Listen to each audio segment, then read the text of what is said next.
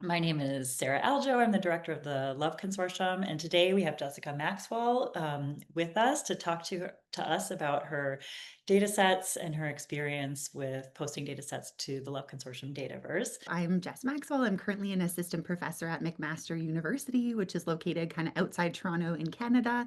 And I'm cross appointed to social psychology and health, aging, and society.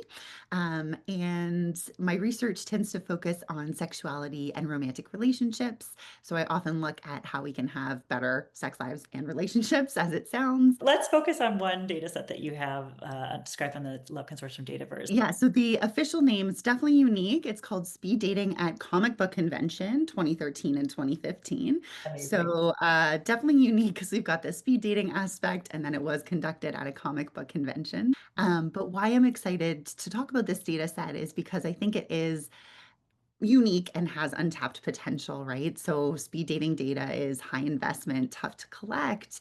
And why it's so popular, right, is we're able to make conclusions about like initial compatibility, and you can capitalize on that with in-person nature of someone going on a date with 13 potential mates. This data set was collected at three separate occurrences. So we had multiple events across three different comic book conventions. So that kind of was able to give us some higher power. And what's also great about it is we did a lot like a follow-up after the event.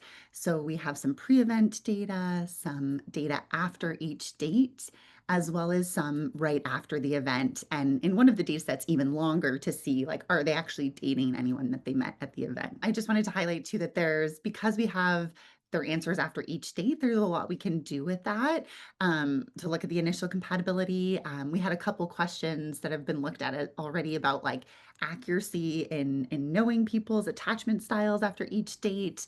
So there's some kind of cool things there. And I think just in general, I think speed dating, is really unique. There's people are arguing speed dating is making a comeback because everyone's burnt out with the dating apps. So I guess in a way, I'm like, speed dating research was maybe very circa 2007 and 8, but it doesn't have to stay that way. And I think there's a lot of cool things we can still glean, especially because we have a bunch of individual differences at the pre-event. Is there anything else you'd like to say about what makes the data set stand out?